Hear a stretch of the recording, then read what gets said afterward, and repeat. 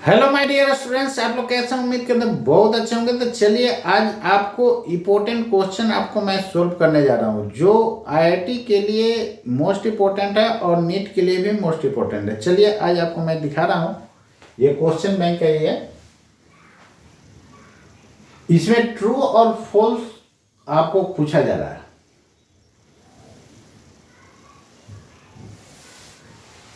यहां पर ध्यान दीजिए इधर। जैसे फर्स्ट क्वेश्चन क्या करता है, कहता है ये ट्रायंगुलर प्लेट, सब कंसेप्चुअल है, इस सब माइंड में रखना है। कहता है कि triangular plate of uniform thickness and density is made to rotate about an axis perpendicular to the plane of paper. Plane of paper कहने का मतलब यही प्लेन है और इसके परपेंडिकुलर लेना है। क्लियर है ना? यानी देखिए ना, ये प्लेन ऑफ पेपर आप देख रहे हैं तो परपेंडिकुलर देना होगा तो क्या होगा, ये परपेंडिकुलर हो गया, ये परपेंडिकुलर हो गया, एक्सिस हो गया। कहता है इसमें आगे कि to rotate about an axis perpendicular to the plane of paper and A में पासिंग थ्रू ए। कहता है कि प्लेन के तो परपेंडिकुलर होगा, कहां से पास करेगा, ए से, तो इसके बाद इसको रोटेट कराया जा रहा है। क्लियर है ना? अब यहां पर ध्यान दीजिएगा। जैसे देखिए ना, यहां पर फोर्स लग रहा है तो कैसे रोटेट करेगा, ऐसे रोटेट करेगा ना। बी में कहता है passing through B by application of same force. कहता है कि दोस्तों सेम फोर्स ही लग रहा है, तो यहां पर ध्यान दीजिए इधर बी से यदि एक्सिस पास कराइएगा और ये क्या है, परपेंडिकुलर है, तो बी से एक्सिस पास करेगा, परपेंडिकुलर है। देखिए ना, बी से एक्सिस पास कर रहा है, परपेंडिकुलर है। क्लियर है? तो फोर्स यहां पर लग रहा है, कहता है कि सेम फोर्स लग रहा है। तो ए में कहता है कि ए से पास कर रहा है एक्सिस, तो यहां पर फोर्स लगाइएगा तो क्या होगा, फोर्स इंटू परपेंडिकुलर डिस्टेंस क्या देता है, टॉर्क देता है। और सी कहता है कि mid point of A B है, मतलब जितना डिस्टेंस ये होगा उतना ही डिस्टेंस ये होगा। नहीं, दोनों डिस्टेंस सेम है। तो टॉर्क का फॉर्मूला आप लोग क्या जानते हैं, टाउ बराबर फोर्स इंटू परपेंडिकुलर डिस्टेंस होता है, यही होता है ना, force into perpendicular distance. Clear है? फोर्स इंटू परपेंडिकुलर डिस्टेंस होता है, तो फोर्स इंटू परपेंडिकुलर डिस्टेंस होता है। क्लियर है? तो यहां पर देखिए फोर्स ये है, लाइन ऑफ एक्शन ये हो गया। फोर्स को आगे पीछे बढ़ा देते हैं, वो क्या होता है, लाइन ऑफ एक्शन होता है। और लाइन ऑफ एक्शन पर क्या डालते हैं, परपेंडिकुलर। और फोर्स इंटू परपेंडिकुलर डिस्टेंस क्या देता है, टॉर्क दे देता है। इसको कैसे माइंड में रखिएगा, देखिए जिधर फोर्स लगेगा ना उसको आगे पीछे बढ़ा दीजिए, यही लाइन ऑफ एक्शन होता है। और इस एक्सिस के अबाउट क्या कर रहा है, रोटेट कर रहा है, तो जहां से रोटेट करेगा ना वहां से क्या करना है, परपेंडिकुलर डिस्टेंस डाल देना है। यानी जिसके बाद टॉर्क निकालना होता है वहां से लाइन ऑफ एक्शन और परपेंडिकुलर डालते हैं, फोर्स इंटू परपेंडिकुलर डिस्टेंस क्या देता है, टॉर्क देता है। तो F into perpendicular distance, total distance यदि हम ए ले लेते हैं, टोटल डिस्टेंस यदि ए ले लेते हैं तो क्या हो जाएगा, टोटल डिस्टेंस यदि एल ले लेते हैं तो force into perpendicular distance L/2 नहीं, और टाउ इज इक्वल टू होता है आई अल्फा। तो यहां से अल्फा देखिए टॉर्क डिवाइडेड बाई आई, तो टॉर्क तो दोनों केस में सेम होगा। क्यों सेम होगा, क्योंकि इसके बाद यदि आप रोटेट कराइएगा तो इसमें भी परपेंडिकुलर डिस्टेंस सेम है और फोर्स तो वही है, तो दोनों केस में टॉर्क दोस्तों सेम होगा। तो ये यदि सेम होगा, ये क्या हो गया, सेम दोनों केस के लिए, तब alpha inversely proportional to moment of inertia होगा। तो किस केस में मोमेंट ऑफ इनर्शिया ज्यादा होगा बताइए, ए से जब रोटेट करेंगे तब मोमेंट ऑफ इनर्शिया ज्यादा होगा कि बी से रोटेट करेंगे तब ज्यादा मोमेंट ऑफ इनर्शिया होगा। तो निश्चित रूप से ए के बाद रोटेट कीजिएगा तो मोमेंट ऑफ इनर्शिया ज्यादा होगा, क्योंकि हायर मास क्या है, एक्सिस से दूर है, तो मोमेंट ऑफ इनर्शिया ज्यादा होगा। और बी के बाद देखिए हायर मास नजदीक में है एक्सिस से, तो मोमेंट ऑफ इनर्शिया उसका क्या हो जाएगा, कम हो जाएगा। तो निश्चित रूप से क्या होगा, ए के बाद जब रोटेट कीजिएगा तो इस केस में मोमेंट ऑफ इनर्शिया ज्यादा, तो एक्सेलरेशन कम, यही अल्फा एंगुलर एक्सेलरेशन है। तो कहता है कि angular acceleration in both cases will be the same. Same होगा क्या? कभी सेम नहीं होगा। तो ये फॉल्स है या ट्रू है? ये फॉल्स हो गया। क्लियर है ना? ये स्टेटमेंट क्या हो गया? फॉल्स। किसमें एक्सेलरेशन ज्यादा हो जाएगा? तो देखिए एक्सेलरेशन किसका ज्यादा हो जाएगा? जिसका मोमेंट ऑफ इनर्शिया कम होगा। तो मोमेंट ऑफ इनर्शिया सबसे ज्यादा किसका है? ए के अबाउट ज्यादा होगा और बी के अबाउट कम।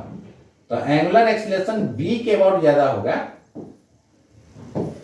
ए से, सेम नहीं होगा। यही आपका हो गया आंसर। क्लियर है? चलिए नेक्स्ट देखिए।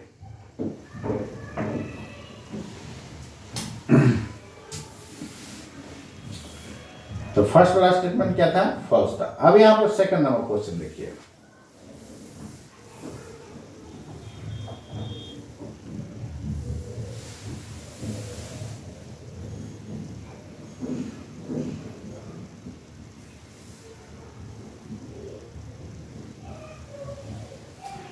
सेकंड देखिए क्या करता है। कहता है क्या कि a uniform circular disc, a uniform circular, कहता है ए थीन यूनिफॉर्म सर्कुलर, आप लोग को दिख रहा है ना? ठीक है, दिख रहा है। A thin uniform circular disc of mass m and radius r is rotating in horizontal plane about an axis passing through its center। जाहिर बात है। यहां पर ध्यान दीजिए, इधर क्वेश्चन में क्या कहता है कि एक यूनिफॉर्म डिस्क है। यही डिस्क है? नहीं। अब ये यूनिफॉर्म डिस्क जो है, रेडियस कितना है? r है। मास कितना है? m है। क्लियर है? परपेंडिकुलर टू इस प्लेन। एक्सिस कैसा है? प्लेन के परपेंडिकुलर है। तो मोमेंट ऑफ इनर्शिया कितना हो जाएगा? mr²/2 हो जाएगा। ये डिस्क है। फर्दर देखिए क्या करता है। Perpendicular to its plane with angular speed omega. अभी एंगुलर स्पीड इसका कितना है? Omega.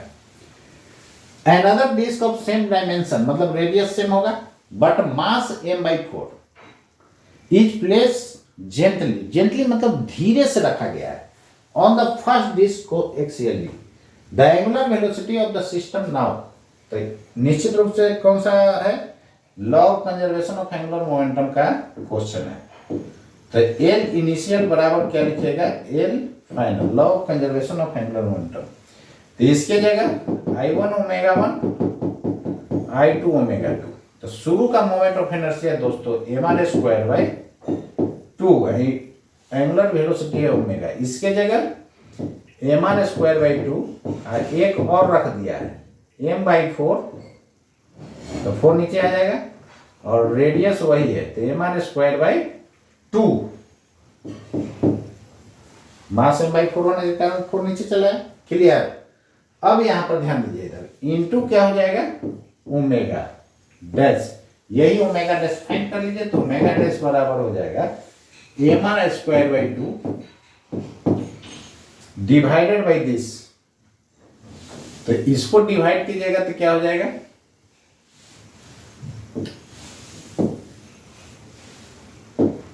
Omega dash is equal to mr²/2 और डिवाइडेड बाई, देखिए ना यहाँ एलसीएम कितना लीजिएगा? चाहे mr²/2 कॉमन कर लीजिए ना। कॉमन हो गया? नहीं, mr²/2 कॉमन हो गया, इससे भाग पड़ेगा इनटू ओमेगा और नीचे हो जाएगा ये। तो mr²/2 कॉमन, तो यहाँ 1 बचेगा और यहाँ बच जाएगा 1/4।